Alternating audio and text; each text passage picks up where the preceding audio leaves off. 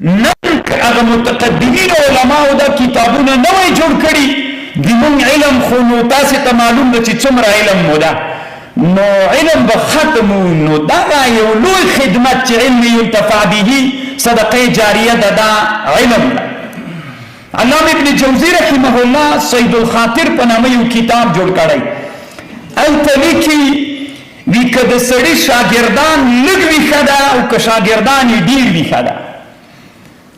علامه امام علی قاری صاحب یو کتاب جوړ کړی الته د دې حدیث نه استدلال کوي انی اکافر بكم الامم رسول الله صلی الله علیه وسلم وی زه په دې خوشحالیږم چې امتیان مې ډېر وي. علی قاری صاحب وی چې اوس د چا شاګردان ډېر وي او ښه طریقه باندې تربیت کې دا تر ټولو نه ښه ده. انی اکافر بكم الامم نو اوس د درس شاګردان ډېر وي او که د تألیف ابن جوزی رحمه الله صید الخاطر کی وی دی اگه شاگردان چه مشافهتان درس ورته کوي دا محدود کسانوی د کتاب شاگردان لا تعد ولا تحصاوی تر ورځ د قیامت د شاگردان وی دس شاگردان د کتاب را پیدا کیږي چې ژوندي او ندیلا تر ورځ د قیامت د شاگردان را پیدا کیږي. نو کله علم خدا چې شاګردان یې ډېره فایده ترې واخلي او که لږ نو هغه یوه پوښتنه چونکې دا مجلس چې دائر ده دا د وزارت معارف مربوط مجلس ده علما ورونو سعادت صاحب ښه خبره وکړه باید موږ د نظام تأسیس دپاره کار وکړو د نظام د جوړولو دپاره کار وکړو نظام ته داسې قوانین جوړ کړو چې وروستی نسلونه مو استفاده ترې نه وکړي دا یو استدلال یې وګرځي یوه نادره ورته ښکاره سي لکه موږ ته چې د پخوانیو خبرې نادرې ښکارېږي دا ډېره مهمه ده. د کتاب د تألیف او د تصنیف میدان ته راودانګو داسې موضوعاتو باندې کتابونه جوړ کړو چې په هغې موضوعاتو باندې کتابونه نشته ده ډېرې مسائل د موږ په دې دین کې لا ينحل پاتې دي. اوس علما د مونږ حنفي وایي د ښځې د ماهواره مرض په اړه باندې تر اوسه ټوله حنفي فقه کې داسې جامع کتاب نشته چې ټولې مسایل مکملې څېړلې وي. نو علما ورونو چې په داسې شیانو باندې لګیا کیږو چې هغه خپل منځ کې د یو د بل سبب د اهانت ګرځېږي نو که مونږ د تألیف او د تصنیف میدان ته لاړ شو درېیم سړي ته به کتاب پرېږدو د ما تحقیق به مو ګوري د بل استاذ او د عالم تحقیق به مو ګوري نو منصف او عالم چې دواړه کتابه وګوري پوهېږي ځکه نن الحمدلله دنیا کې هر سړی هوښیار ده نو د کتاب نه به استدلال وکړي دا چې مونږ خپل منځ کې لګیا یا په پوهنتونونو کې یا همداسې نور چې تألیف او تصنیف وکړو یو به مو دا وي خصوصیت د امت مسلمه مو برخصوي فرض کفایي به مو الله ادا کړي دی علما وایي د فرض کفایي ثواب ډېر ده که د فرض عین علما وایي یو څه علما وایي د فرض کفایي ثواب ډېر ده ځکه خپله غاړه خلاصوي د بل غاړه خلاصوي کله چې جهاد فرض کفایي خپله دې خلاصه کړه د بل دې خلاصه کړه نو د تألیف میدان ته چې راودانګي خپله غاړه سړی خلاصوي د بل غاړه خلاصوي نو تألیف او تصنیف دا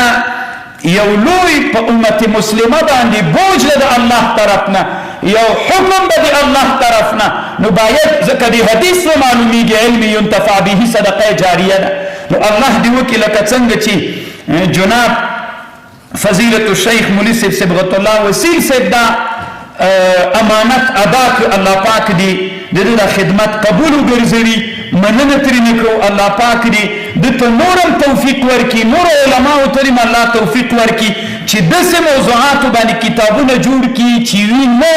الله مکړه چې مستدرک رانیسي داسې موضوع باندې او رښتیا نن دا بې مبالغې درته وایم چې دا ما ته په خپله باندې یوه جالبه موضوع ده په دې اړه باندې کتاب نه ده جوړ سوی استدراک هم نشته دی چې بیا بې فایدې سي الله پاک دې ده سره ښه وکړي څو لنډې خبرې مې چې وکړې که سهوه سویم د الله عز وجل نه بې د تاسې نه بښنه غواړم السلام علیکم ورحمة الله وبرکاته.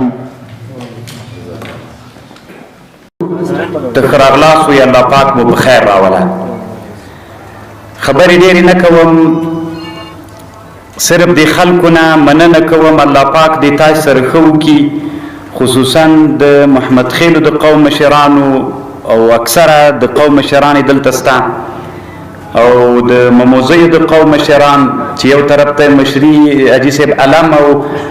ملک صاحب سپین او بل طرف ته قمندان صاحب خان او ورسره نور د حاجي صاحبان او ملک صاحبان ټول ملګري نو الله پاک دې ټول سره خو کی کومه فیصله چې حاجي صاحب سالم کړی دا او د مونږ تر نظارت لاندې کړی دا د شرع مطابق فیصله ده او نو ان شاء الله هغه تاسو ته ورسته واورول شي نو الله دې وکړي چې ان شاء الله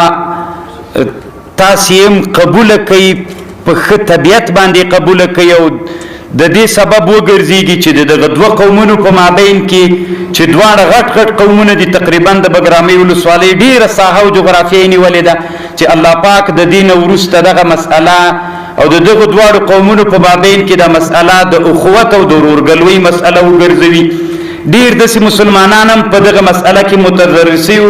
والی سبي وکه خبر وکړه چې کله جنگونه پیدا سي به الته خاص خلک نه متضرر کیږي هغه به عاميږي هم دسي نو ډیر مظلوم خلک هم په دې مسأله کې متضرر ول نو الله پاک دې وکړي چې ان شاء الله دغه مشکل د مسلمانانو په مابین کې ذاتی ابدي ختم سي د سالم حاجي صاحب نه مننه کوم زکه دی بیچارهګي مصروف بم ډیرو زب ترجمه کې مصروف ما خبره به مې ورته وکړه داسې لکه زه چې والی مودای می ولسوالوي نو ډیر په ښه طبیعت به د ما خبره وامریدله که به مې تیزم کله ورته ویلي ول نو ضرور خود ټول خلکو خبرې چې اوري نو الله دې ښه ورسره وکړي الله دې ژوندی لري لکه څنګه چې دغه پرې پکتیا او لوګر او کابل دغه قومونو کې د مسلمانانو ورته سترګې دي هغه مسله د مسلمانانو حل کوي آینده کې دې الله پاک هم داسې دایمي ولري او د موږ امام صاحب ته دې الله عمر ورکي سپینګری د دې مجلس ته راغلی ده والی صاحب سره ما لیدلي نه ول ما بېګا ورته پیغام پرېښود نو ډېر په ورین تندي باندې په خوشحالۍ باندې د مجلس ته راغی الله دې ښه ورسره وکړي او خوشحاله مو چې فیصله مو ورته وړاندې کړله اوس یې دستخط هم کړله نو اوس ذاتي شرعاً هم د تعمیل وړ وګرځېدله یو خو اسیم د موږ د حنفي فقهاو که څوک